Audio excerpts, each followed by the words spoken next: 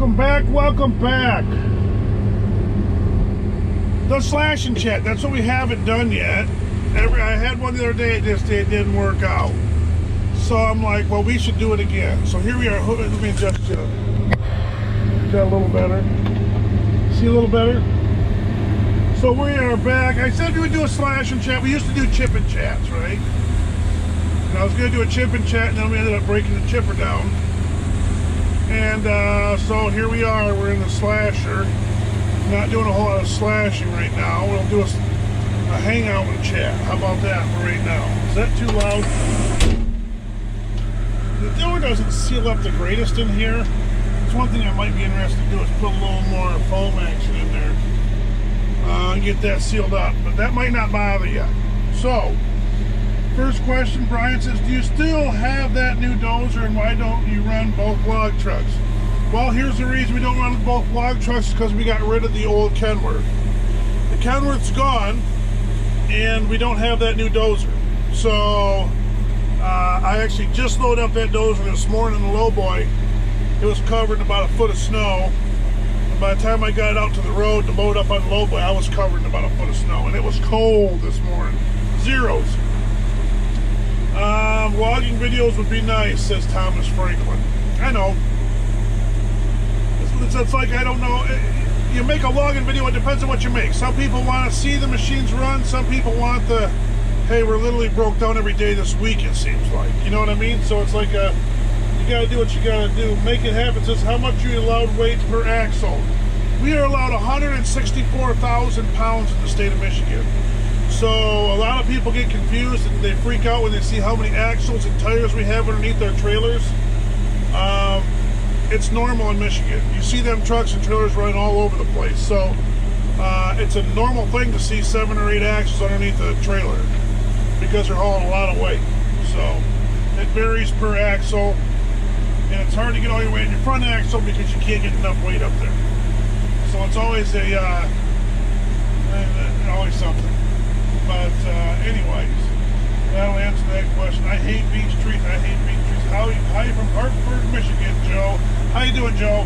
Thanks so much for watching. Tomorrow, how many horsepower per engine on the chipper? The big V12 is running 875, and the C13 is running 450. So it's a C27 and a C13. That's kind of what runs. I think it's a 13 or is it a 15? Might be a 15. I'm not sure. I forget. But yeah, 875 and 450. They have single engine ones that are out now, and they'll have that C32 on them running 1200 horse and eliminate that second engine, which is a great idea. What we have on the 2355 at the shop, that's running 1000 horsepower single engine, but it's a 23-inch disc where this is a 30-inch disc. So that's the difference. So kind of how it goes.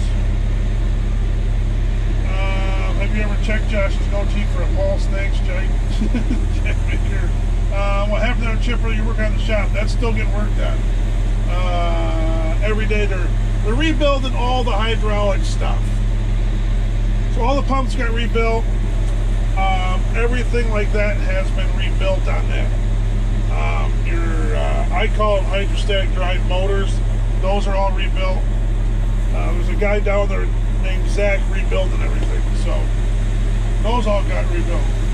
What do logs go for other than firewood? So we don't even have firewood on this job. We didn't have firewood across the road either.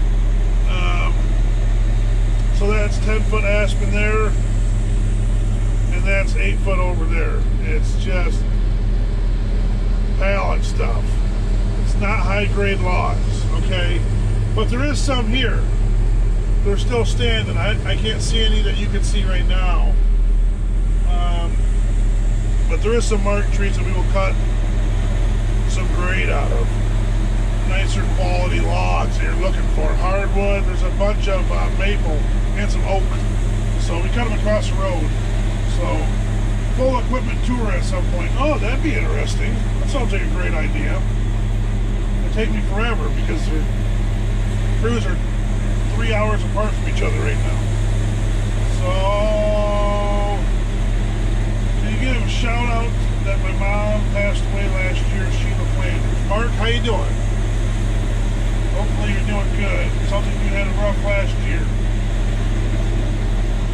how's the new chipper coming along? The pumps are rebuilt, they're just not on the machine. We just robbed the auger out of that machine. That auger has been cut off, and it's going to have some new parts put on that auger because they could not get that apart. They couldn't get it apart, so it was ugly. So let's have a good knife video. Been years. I know I need to make a good knife video. I thought about that when I was down in the shop the one day, and it just didn't work out. I didn't do that. Andy Moss says, that chipper guy, my question is, why are you not chipping on a regular? You seem to be the most knowledgeable out of the misfit crew you got to work with out there. You should be able to chip and cut logs, maybe not as fast, but then stay with it. So I don't chip, because Josh chips. This piece of equipment right here might be the easiest to run as far as running it, but it's the most difficult to know what you're doing, because you have to sort your species, you got to sort your quality, you got to know if that log's 12 inches or if it's 10 inches in diameter, you got to know if it's grade, you got to know if it's pallet or whatever, you got to know what it is. That's the hardest part to learn, and I'll be real honest with you, I'm not that great at it. I'm not good at it either. I can do it, but I'm just not that good at it. So there's a lot of people that are better than me out there when it comes to cutting logs, but it's the hardest one to learn. The chipper is pretty easy as far as learning how to run it. You learn how to run it, and then you just put wood in there. It's pretty simple. Josh knows when all this wood has to go through the chipper. You don't have to know what it is or anything. So when you're cutting grade, you're cutting logs, you're cutting firewood, you can't have birch firewood, you can't have rotten firewood, you can't have aspen firewood, you can't have pine firewood, but if you come across some, you got to know what you're doing.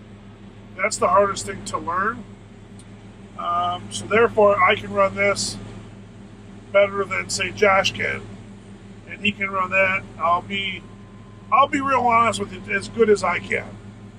I would like to say I could beat him. I think I could, but he can run it pretty darn close to as good as I can. So that's kind of how that works. And Josh replaced me whenever it was. When I went to Chicago 3 years ago now, Josh replaced me. So, and it's worked out good. Me and Josh work good together. So, hopefully that answers that question. What state are we in? Oh, beautiful state of Michigan. Beautiful state of Michigan. Are we going to make landscaping mulch out of the hemlock? No. That's getting made into fine boards. That'll get chipped up and set away. Somebody's asking about the new house. I got to sell my old house first before I can figure out building a new house or what we're going to do there. That's if you watch that Chipper Bunch, there's some videos on there about some other stuff. More personal vlogs. Kind of slowed down as of late. Why is Josh always a big baby? Now, when it comes to me and Josh, a lot of people freak out about me and Josh, and they say I treat him horrible. Me and Josh go back and forth pretty good, and we poke each other. We call it poking the bear, where you do something purposely to irritate the other person. And me and Josh do that to each other. But me and Josh understand. It's hard to explain, but me and Josh understand each other real well. We're kind of on the same page and are thinking a lot of different things. So we have some in-depth conversation, but I do pick on him and he picks on me. Not in front of the camera, of course. He does try to, but he picks on me when we're out and about quite a bit and rags on me about everything. Anything you can imagine, he rags on me about. So we do poke each other, and at the same time he'll get frustrated. I'll try to settle him down. I'll get frustrated, and he'll try to settle me down. Just like anybody does. Josh is a good friend. I'll tell you that. I'll say that. So that's how he's not a big baby. I pick on him. We go back and forth. Do the semi-drivers drive anything else of Mike's? No, that truck driver, Jordan. We're on to one skidder. Scotty's not here today. That truck driver right there will drive that truck, and that's all he drives. Every truck driver has their own truck, and that's what they do. They don't drive anything else. Beach makes nice lumber. This beach don't make nice lumber. There's a few okay sticks, but there's the that beach disease. What is it called? It's killing these beach. And it's got a good steady dose of it. There's quite a bit of dead beach here. New subscriber, and I like what I see. Thank you, Christopher, so much. Throwing a theoretical out there. What's the likelihood of one of your fans being able to come over and hang out with you guys at the shop in the woods? You can come out and hang out. You can come out in the woods and see us run. Hard part is we're 2 hours away from the shop right now. So I'm not at the shop. I'm out in the woods. But I know people have stopped at the shop, and we've had people come out to the woods.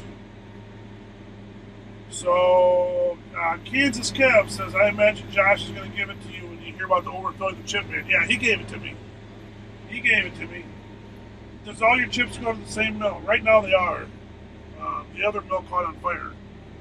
So that should be fixed here in another couple weeks. If it's not fixed already, I don't know. I don't stay up on that.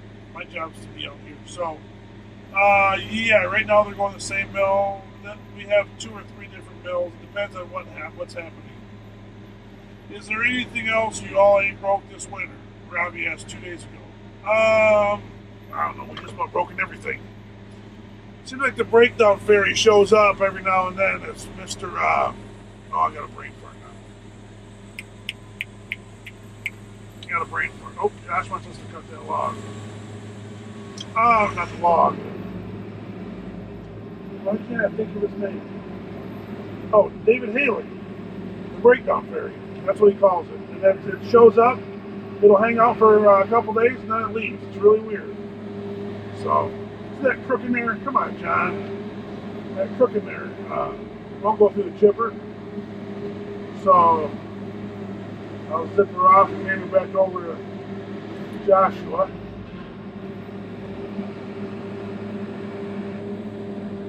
And you got us a log to slide.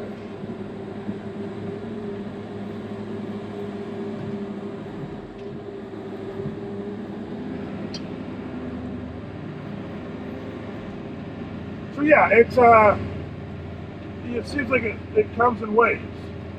We were broke down there. It seemed like we were broke down like 5 days out of 6 or 7 days. It seemed like, and now we've run 3 days with not one problem at all. Everything's run smooth. Trucks have been running good. Skidders have been running okay. Everybody's been happy, and everything's going smooth. So it's like you never know. Just never know.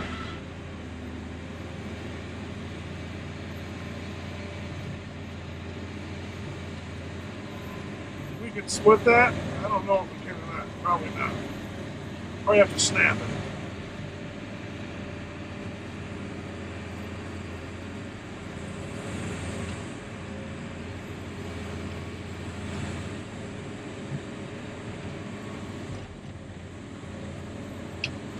Not what I wanted. Well, that'll go through the chipper. I know it will. So yeah, I answered your question. So what are we, a week too late, I think? A week ago, it was just everything broke down, getting moved over here. Finally got set up, and now's a good time to do it. So we did it. On this little hill here, we had to get a little do a little thing here. Lay some logs out to get it straight. Otherwise, stuff won't stack right. Get this up here. Give her the old smash. Oh, yeah, baby. Just get her right in there. Little touch there. What do you got going on, Josh? He's having a struggle. He don't like the hardwood. He likes the aspen. Likes the popple. little faster. Yeah, I don't got a whole lot of slashing to do on this job. Not yet, anyways. I know I'll have some. Right now, it's kind of picking stuff here and there. So we're set up to slash. We're set up to chip. It's cold this morning. Things are froze up. Thanks for watching, and just keep rolling.